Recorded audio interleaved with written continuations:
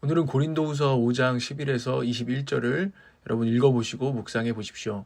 그리고 뜨거운 화해의 대사로 살게 하소서라는 오늘은 묵상을 함께 나누도록 하겠습니다.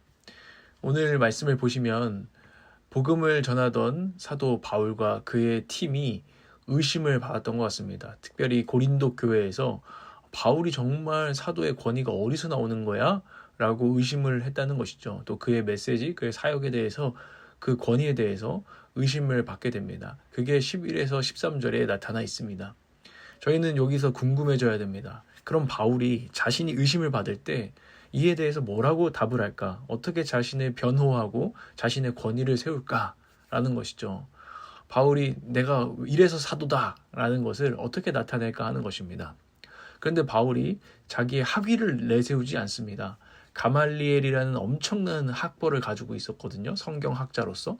그것을 내세우면서 자, 봐봐. 난 너희들보다 성경을 잘 아는 학위를 가지고 있어. 라고 변호하지 않았습니다. 아니면 자신의 인격을 얘기할 수도 있죠.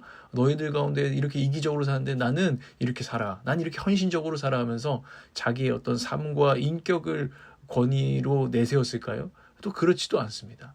아니면은 사역은 열매로 증명해야지. 내가 세운 수많은 교회들과 나를 따르는 내 제자들을 봐. 그 수를 봐. 이거 하나님이 하시지 않으면, 하나님의 권위가 아니면 어떻게 이렇게 하겠어? 라고 이야기하고 답했을까요? 그는 그러지 않았다는 것을 오늘 말씀을 통해서 보게 됩니다. 그는 뭐라고 답할까요?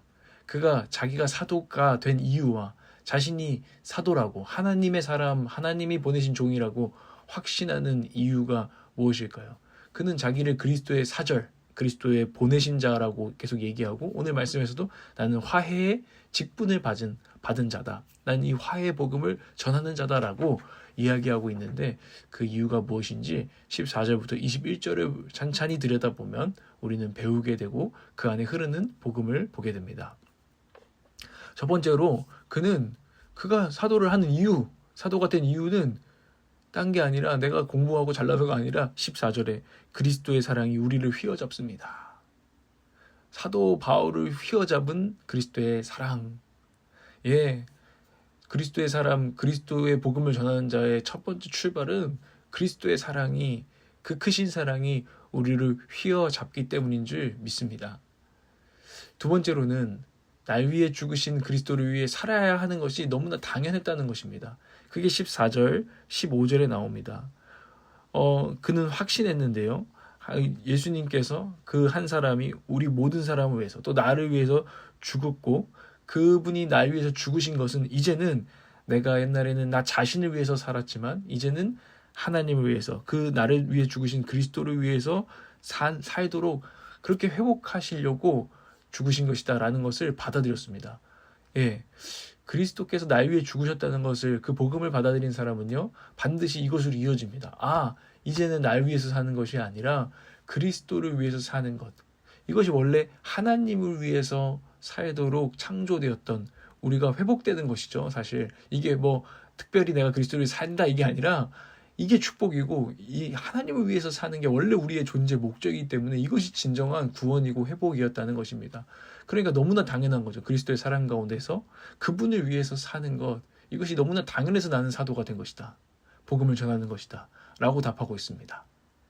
그리고 16절에 보면 육신의 잣대로 나는 이 사도의 자격을 얻은 것이 아니다라는 말을 하는데요. 이 말은 무엇이냐면 쉽게 말하면 이런 것이죠. 내가 어떠한 남들보다 더 뛰어난 어떤 함이 있어서 자격을 얻어서 복음을 전하는 사도가 된 것이 아니다. 또 19절에 하나님이 내 죄가를 따지셨다면 나는 이 자격을 얻을 수 없었을 것이다. 어떻게 감히 하나님을, 거룩하신 하나님을 감히 거룩하지 않은 내가 입에 담고 전할 수 있었겠느냐. 그것 때문에 내가 사도가 된 것이 아니다. 오히려 그분이 내 죄가를 보지 않아 주셨기 때문에 지금 나는 이 일을 할 수 있는 자다. 난 원래는 자격이 없는 자다. 라는 고백을 하고 있습니다.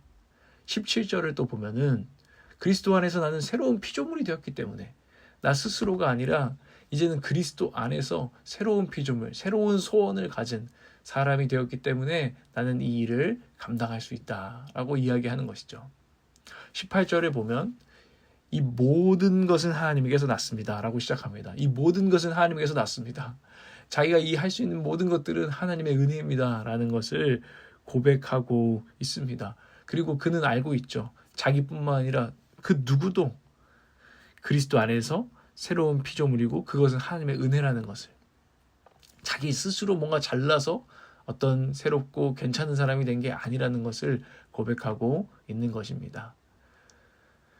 그 은혜가, 하나님의 은혜가 이 그리스도에게서 정말 집중적으로 나타났다는 것을 복음을 통해서 알았기 때문에, 또 21절에 보면은 나의 죄를 그분께 대신 씌우셔서 하나님의 의가 되게 하셨다는 그것을, 그리스도 안에서 하나님의 의가 되게 하시려고 그분께 모든 하나님의 진노를 쏟으셨다는 것을 이제는 알기에 자기가 이 감동적인 이야기를 들었는데 어찌 잠잠하리요?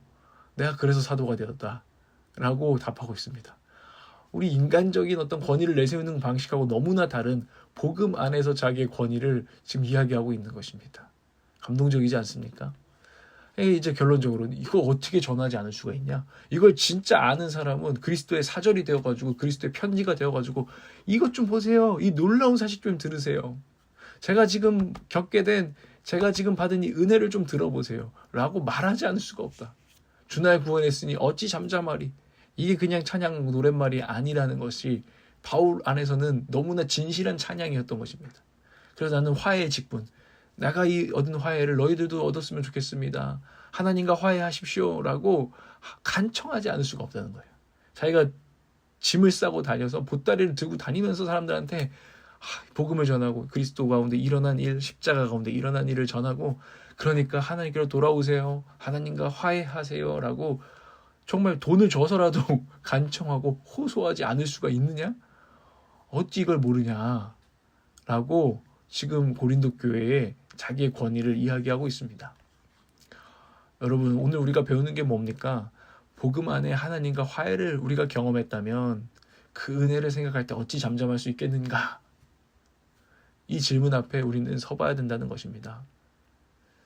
하나님과 상관없이 살려 했던 우리가 죄인이었습니다. 그럼에도 불구하고 우리는 하나님을 떠나고 하나님을 찾지도 않았으나 하나님은 먼저 화해를 위해 그리스도를 보내시고 그리스도께 우리의 죄를, 우리의 죄악을 다 덮어 씌우셔서 우리를 의롭다 하시고 화해를 가능케 하셨습니다.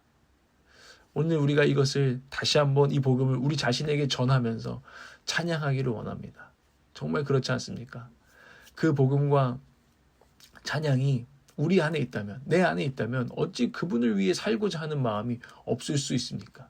그 복음 우리에게 오늘 다시 전한다면 우리 마음 안에 뜨거운 마음이 일어날 것입니다. 그분을 위해서 살고 싶다. 그분의 복음을 전하고 싶다. 어찌 지금 내가 누리고 있는 하나님과의 화해를, 하나님을 이제 아버지라고 부를 수 있다는 이 사실을, 그 가운데 지금 이 땅을 살아가면서 누리는 은혜를 내가 전하지 않을 수 있을까? 그냥 전하는 것이 아니라 무미건조하게 툭툭 내뱉는 것이 아니라, 그냥 전도해야 돼서 전도하는 것이 아니라 하나님과 화해하십시오 하고 세상에 어찌 간청하고 호소하지 않을 수가 있을까? 이 십자가에서 일어난 복음을. 여러분, 복음을 매일 내 자신에게 이 아침에 전해야 합니다. 그러면 우리가 시키지 않아도 남들에게 또 전하지 않을 수 없는 그런 마음이, 그런 불꽃이 우리 가운데 다시 한번 일어날 줄 믿습니다. 이 아침에도 저도 그리스도 안에 제게 이루신 화해를 생각하고 하나님 아버지께서 그리스도 안에서 저를 의롭다 생각하시고 저를 사용하기를 원하시고 저와 사랑하기를 원하시는 그 사실을, 그 진리를 생각할 때 마음이 뜨거워집니다. 그리고 생각나는 영혼이 보입니다. 이 도시의 거리를 방황하는 영혼들이 보입니다. 그들에게 오늘 사도 바울처럼 화해의 사절로 가서 나도 쓰임받기를 원합니다. 여러분, 그렇지 않으십니까? 우리도 가슴 뜨거운 화해의 대사, 그리스도의 사절, 그리고 보내신 사도로 이 땅을 살아가게 하시고 남은 인생을 정말 선하게 사용받기를 원하는 마음이 오늘 우리에게 부어지고 그것이 우리의 기도가 되기를 원합니다. 기도하겠습니다. 하나님 아버지, 우리를 위해서 하나님 화해를 계획하시고 예수 그리스도를 보내셔서 그분께 우리의 우리에게 임해야 되는 저주와 진노를 쏟으시고 그리스도 안에서 우리를 의롭다 하시는 그 은혜를 다시 한번 기억합니다. 얼마나 놀라운 일이 일어났습니까? 그 복음을 하나님 저 자신에게 제 심령에 하나님 다시 한번 심습니다. 그리고 성령님 이 복음이 우리 가운데 살아있기를 원하며 뜨거워지기를 원하고 하나님 그 뜨거운 마음을 가지고 하나님 우리가 만나야 할 영혼들, 하나님 우리의 친구들, 우리의 가족들에게 그리스도께로 돌아오라고 하나님께서 너를 기다리신다고 너와 화해를 이루어 놓고 너와 정말 세상에서 가장 달콤한 교제를 정말 친밀함을 누리기를 원하신다고 너를 축복하기를 원하신다고 전하는 우리가 되어지게 하여 주시옵소서. 예수 그리스도의 이름으로 기도합니다.